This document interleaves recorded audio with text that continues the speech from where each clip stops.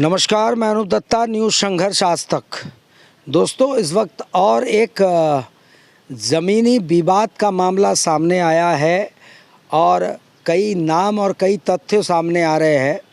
और एक नाम आ रहा है जो एसटीएस डिपार्टमेंट के जो एक एम्प्लॉई है, उनके द्वारा किए गए एनक्रोचमेंट जो है वो दावा कर रहे हैं कि उस पर उनका एनक्रोचमेंट है। और कैसे एक सरकारी एम्प्लॉई सरकारी ज़मीन में रेवेन्यू लैंड एनक्रोच कर सकता है, और ये क्या है मसला और क्या विवाद है, ज़मीनी विवाद जो कि बिडनाबाद जो विलेज है वहाँ से संबंधित है। चलिए, इस वक्त में उसी ज़मीन को जिस पे विवाद है और जिनके फादर के नाम से यानी पिताजी के नाम उस ज़मीन में है, और उनके पुत्र जो है लक्ष्मण, वो इस वक्त हमारे साथ है।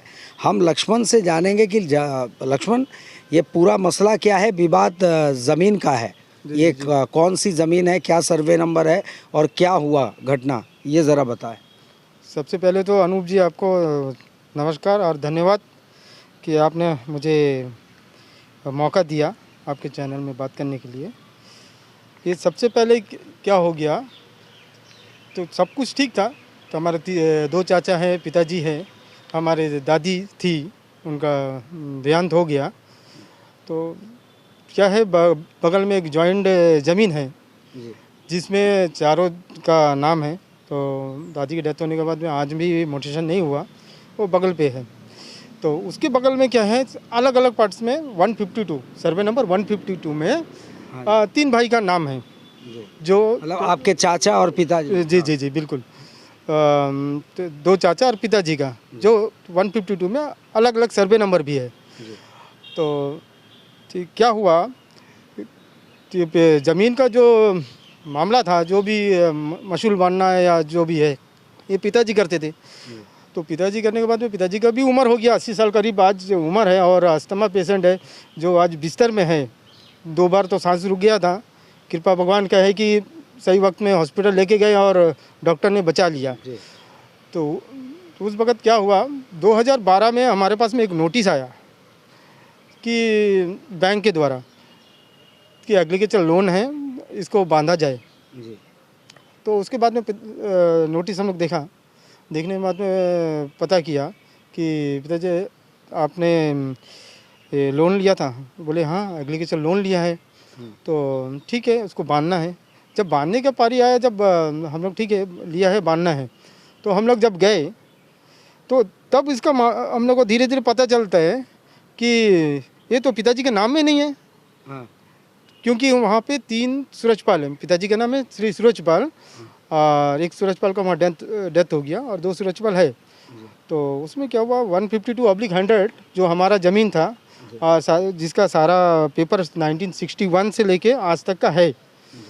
तो उस टाइम में जाके देखते हैं, सूरजपाल सन ऑफ महावीर करके, तो उसमें लाइसेंस में दिखाता है नाम। तो मैं खुद जाके पिताजी से पूछा, ये क्या बात है, ये तो सूरजपाल सन ऑफ भैरव प्रसाद आना चाहिए, ये कैसा महावीर आ गया। तो कुछ पता चला कि दूसरा का है। फिर तो मेरे चाचा से पता चला दूसरा का है करके ज़मीन। बोला नहीं, वो दूसरा सूरजपाल का है, तुम्हारा नहीं है। तो फिर पता करते हैं, ये क्या हो, सारा पेपर तो हमारा पास है। पिताजी दिखाई दे, ये तो सारा पेपर है, मसूल बांधा 18 साल मसूल बांधे हैं। उसके बाद में एग्रीकल्चर लोन है उस पर। तो उसके बाद क्या हुआ, तब लोन तो बांधना है। इस बीच में क्या हो गया, लोक अदालत से नोटिस आ गया बैंक के द्वारा। लोक अदालत से जब नोटिस आया, तब वहाँ जाके अटेंड करे कोर्ट को। तो बोले नहीं, आपका एग्रीकल्चर लोन है इस ज़मीन पे, आपको बांधना है। ठीक है, हम लोग बांध देंगे। बोला 2018 में ये लोन कंप्लीट हुआ हम लोग का जी। 2018 में लोन कंप्लीट होने के बाद में जब पता करते हैं जाके, इसके बीच में तहसीलदार साहब के पास गए। तो तहसीलदार साहब बोला कि सारा पेपर देखे, अरे ऐसा हो गया, ठीक है करेक्शन हो जाएगा करके, टेंशन मत लो, ज़मीन तो आपका पास है ना। तो पिताजी बोला हाँ, ज़मीन तो मेरे पास है। नहीं हो जाएगा, थोड़ा सा रुक जाओ करके। तो रुक जाओ तो काफ़ी टाइम होने लग गया। तो जब मैं इस केस को पकड़ा, तब जाके कंटिन्यू मैं जाने लग गया। फिर लिखित में देने लग गया। लिखित में देने के बाद में क्या हुआ, ये एसी सेटलमेंट को दिए। एसी सेटलमेंट को देने के बाद में उनका इंक्वायरी के लिए भेजा वहाँ से। एसी सेटलमेंट साहब ने इंक्वायरी के लिए भेजा, तो पटवारी ने पूरा इंक्वायरी करा। इंक्वायरी करने के बाद में उसको डिमार्केशन लिख दिया कि भाई ज़मीन है, डिमार्केशन किया जाए करके। तो डिमार्केशन के लिए जब तब तक हमारा और धर्मराज राजाराम का बातचीत था। ये धर्मराज कब से रह रहे थे वहाँ? नहीं, ये तो शुरू से नहीं रहे, जहाँ तक मुझे पता है, मैं बचपन से देख रहा हूँ, वहाँ पे नहीं रहे। ये बिडनाबाद जंक्शन में अपना एक छोटा सा घर बना के वहाँ रहता है, हाउसट। अभी बस दूसरे का है क्या उसका हाउसट है ये तो नहीं पता, लेकिन वहाँ रह रहा है बिडनाबाद जंक्शन में। तो उस वक्त क्या है, जब तक दादी हमारी जिंदी थी तब तक इनका जाना आना नहीं था बिल्कुल। क्योंकि मेरे पिताजी ने क्या किया, 152 में तीनों का जो नाम वाला ज़मीन है वो दादी को दे दिया था कि दादी अकेला रहती थी अलग से, बूढ़ी, तो वो किसी के साथ में रहना पसंद नहीं करती, वो अपना अकेला रहना पसंद करती थी। तो पिताजी ने बोला ठीक है अम्मा, ये ज़मीन में जो भी बगीचा में फल मिलता है इससे गुजर बसर अपना आप खुद करो करके। हाँ, आप किसी का मोहताज होने का ज़रूरत नहीं है। तो काफ़ी फल था उसमें उस वक्त, तो दादी अपना कटवाती थी या बेचती थी, तो अपना चलती थी। दादी मरते दम तक किसी के ऊपर डिपेंड नहीं थी, वो अपने खुद का कमाई खाती थी। कहाँ ये दादी जो है ये 152 में रहती थी? हाँ, 152 में हमारा ज़मीन में रहती थी जी। हमारे ज़मीन में रहती थी दादी। तो उस टाइम में ऐसा कुछ नहीं था कि हमारा तुम्हारा करके, क्योंकि उसके बाद क्या हुआ, अब जाकर क्या हो गया वहाँ पे? वहाँ जाके जब डिमार्केशन के लिए गए तो 23 जून का नोटिस मिला था कि डिमार्केशन के लिए आएंगे करके 10 बजे का टाइम। तो 22 तारीख को पता चलता है, उस वक्त 22 तारीख को पता चलता है कि सारा सर्वेयर का ट्रांसफ़र हो गया, सबको सेटलमेंट में बुला लिया और सबको आइलैंड भेजेगा करके डिमार्केशन के लिए। तो मैं पिताजी को लेके तुरंत डीसी साहब के पास गया 22 तारीख को।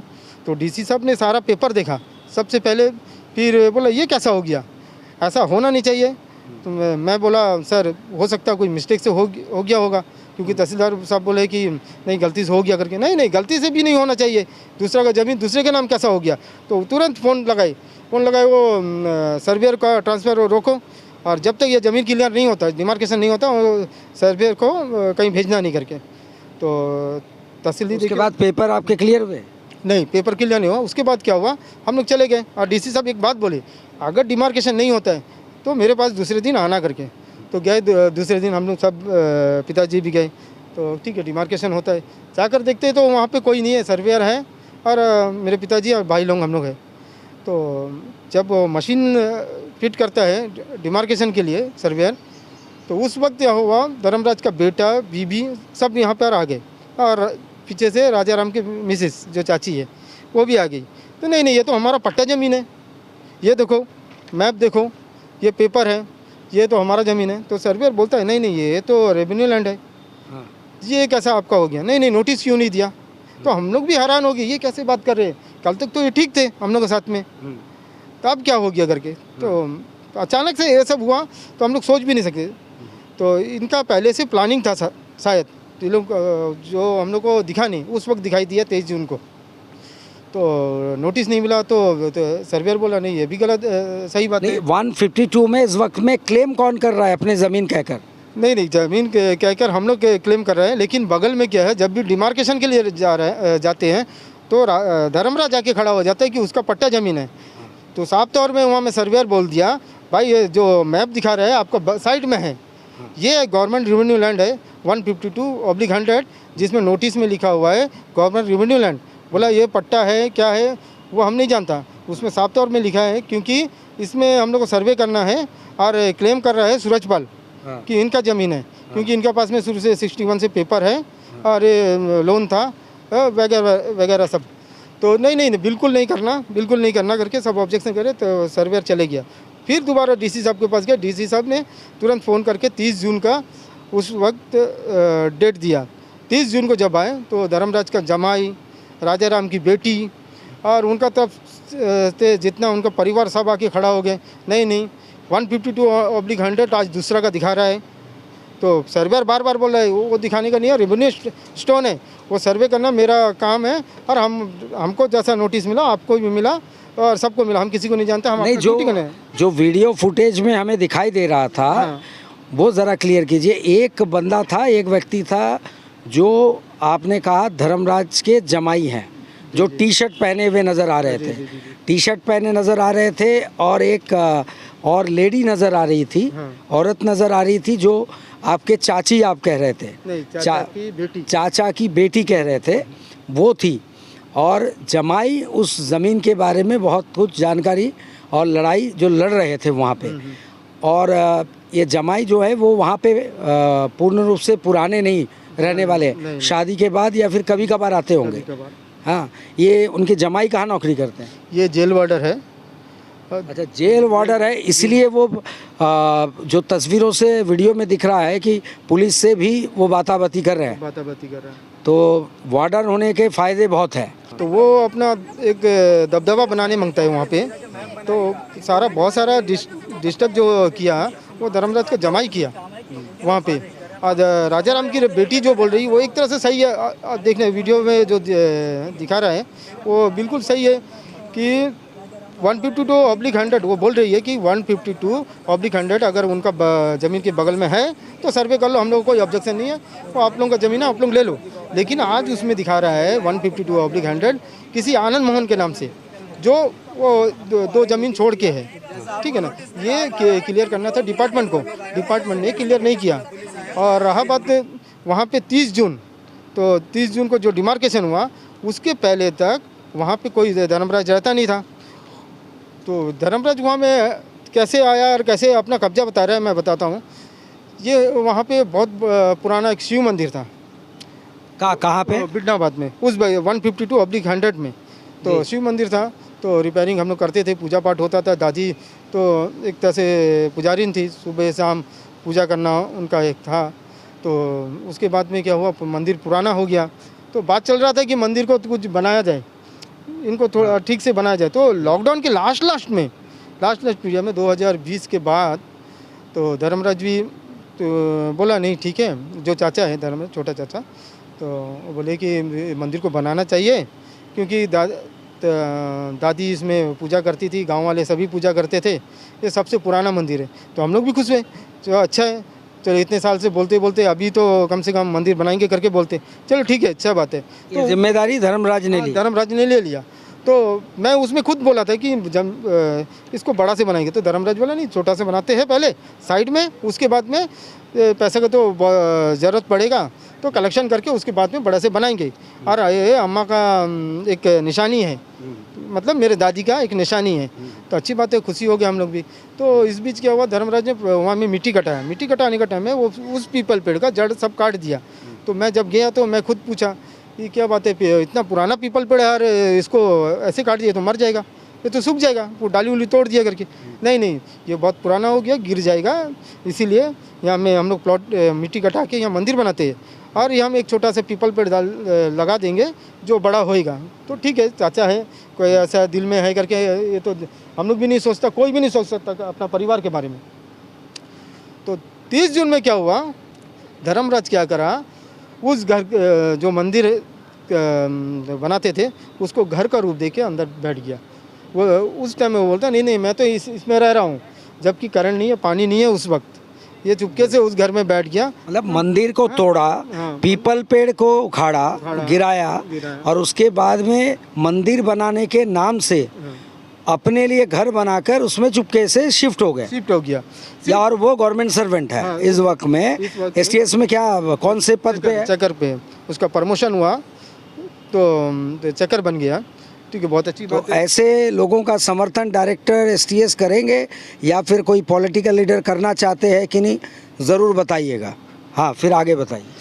तो उस दिन सिर्फ 30 जून को वो पूरा बच्चा लोगों को लेके वहाँ पे शिफ्ट हो गया। कि वो बताता है कि मैं तो बहुत पहले से रहता हूँ, जबकि वो देखने से पता चलेगा बिल्कुल 1-2-3 महीना हुआ है और कंप्लीट नहीं हुआ उस घर को बना के। तो बड़ा शौक लगा हम लोग को उस वक्त में, क्या कोई इतना गिर सकता है कि मंदिर को अपना घर बताए। और इतना पुराना मंदिर, पूजा पाठ होता था।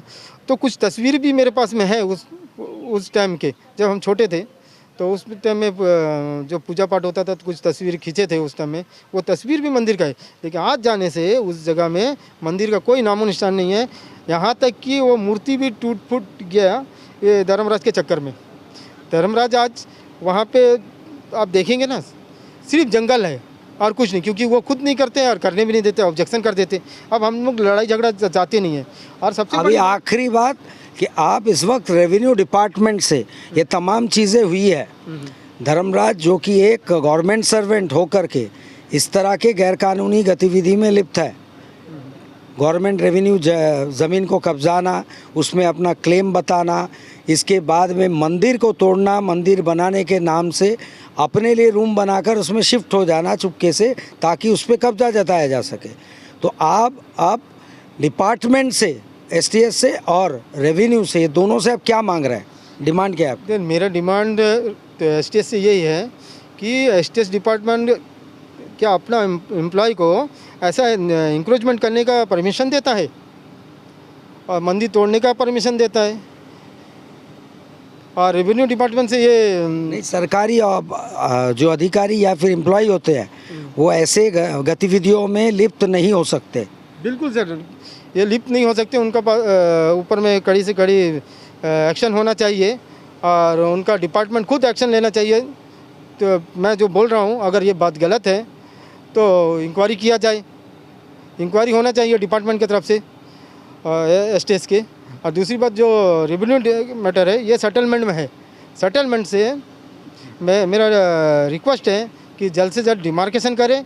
धर्मराज का ज़मीन कौन सा है, पट्टा ज़मीन, राजा राम का कौन सा है और सूरजपाल सन ऑफ भैरव प्रसाद इनका ज़मीन कौन सा है। क्योंकि पेपर हमारे पास में है 61 से। मुझे नहीं लगता 89 के पहले धर्मराज, राजा राम या और किसी के पास में कोई पेपर हो, क्योंकि मेरे पिताजी के पास में 61 से पेपर है। तो 2018 तक मैं दिखा सकता हूँ पूरा लोन बांधा वाला। तो कोई लोन सर, कोई लोन ऐसे नहीं देता है, एग्रीकल्चर लोन। और उसमें ज़मीन के डॉक्यूमेंट्स की आवश्यकता होती है। और दूसरी बात जो है, वहाँ में तहसीलदार साहब का इलेक्ट्रिक मीटर के लिए भी नो ऑब्जेक्शन दिए थे उस 152/100। तो कोई ऑफिसर ऐसी नहीं दे देता बिना इंक्वायरी करे। और सबसे बड़ी बात क्या है, अभी लास्ट टाइम में कुछ दिन हो रहा है, फरवरी का महीना है, तो सेटलमेंट से वो लोकेशन देखने के लिए सर्वेयर गई थी मैडम, उनका नाम मुझे याद नहीं है। तो गई थी, तब वो पूरा मैप लेके देखती थी, हाँ ये तो ज़मीन यहाँ पे है। तो उस वक्त क्या हुआ, तो राजा राम की जो बहू है वो आ गई, आके बोलती है तो 18 साल से उनके हस्बैंड राजेश कुमार का नाम से इंक्रोचमेंट है। मेरा ये सवाल है, तो क्या रेवेन्यू डिपार्टमेंट ऐसे इंक्रोचमेंट का पेपर बांटता है कि लीजिए आपका इंक्रोचमेंट है 18 साल से, 20 साल से, 10 साल से करके? तो ऐसा तो कोई देता नहीं। मुझे जहाँ तक मालूम है किसी को भी इंक्रोचमेंट का पेपर नहीं देता। तो ये राजा राम का बहू आके बोलती है कि इंक्रोचमेंट का पेपर है राजेश कुमार का। जब से वहाँ पे जो चौधरी था, वहाँ में चौधरी बोला ठीक है आप इतना बोल रही है तो आप वो पेपर दिखाओ करके। नहीं हमको जहाँ दिखाना है वहाँ दिखाएगा, हम यहाँ पे नहीं दिखाएगा। तो ये मामला क्या है, ये गड़बड़ करते हैं, वहाँ पे डिस्टर्ब करते हैं और मेंटली हरासमेंट करते हैं। आज मेरे पिताजी एक बिस्तर पे है और मौत के कगार में है। उनको इतना बड़ा सदमा लगा उनके भाई लोगों की तरफ से, और उनको कुछ होता है इसका जिम्मेदारी कौन है? धर्मराज, राजा राम। जो धर्मराज से कम 20-22 साल बड़े हैं, धर्मराज छोटा सा था, ये सबको पता। मुझे उतने बोलने की ज़रूरत नहीं है, क्योंकि आखिर में आपकी बात यही है कि एसटीएस डिपार्टमेंट ऐसे गलत एक्टिविटीज़ में लिप्त होने के लिए जो इल्ज़ाम लग रहे हैं धर्मराज पर, उस पर ध्यान दे, उस पर कार्रवाई करे, छानबीन करे। और रेवेन्यू डिपार्टमेंट जो ये बुज़ुर्ग व्यक्ति के, इनके फादर हैं, उनके प्रॉपर्टी जो 1961 से तमाम कागजात उनके पास है, जिन्होंने लगातार मासूल बांधे हैं और उसी ज़मीन के ऊपर एग्रीकल्चर लोन भी ले रखा है, जिसकी भरपाई उन्होंने 2018 में कंप्लीट की। तो ये क्या जालसाजी हो सकता है? क्या बैंक बिना पेपर दिए देखे लोन दे सकता है? इलेक्ट्रिसिटी एनओसी दे सकता है, इलेक्ट्रिसिटी करंट सप्लाई दे सकता है। अगर 152/100 जो इनका कहा जा रहा है टोटल एरिया 152 सर्वे नंबर के भीतर जो इनका ये दावा कर रहे हैं फादर के पास कागजात हैं, तो इसे क्यों नहीं जल्दी से जल्दी बिना अड़चन के उस बीमार व्यक्ति को जो है डिमार्केशन करके दे दिया जाए और ये धान लिया यहाँ पे समाप्त की जाए, क्योंकि अभी भी वो संगीन इल्ज़ाम आपके रेवेन्यू डिपार्टमेंट में नहीं लग रहा है, लेकिन कुछ गलत इंसान, कुछ गलत व्यक्ति जो वहाँ बैठे हैं, जो सरकारी एम्प्लॉय होकर के ये गैर कानूनी गतिविधियों में लिप्त होते हैं, इन पे सख्त कार्रवाई की जाए, कड़ी कार्रवाई की जाए। हम भी इनकी और गहन जांच पड़ताल करेंगे और कई तथ्य और सामने आप लोगों के लाने का प्रयास करेंगे। इसी के साथ मैं अनूप दत्ता, न्यूज़ संघर्ष आज तक।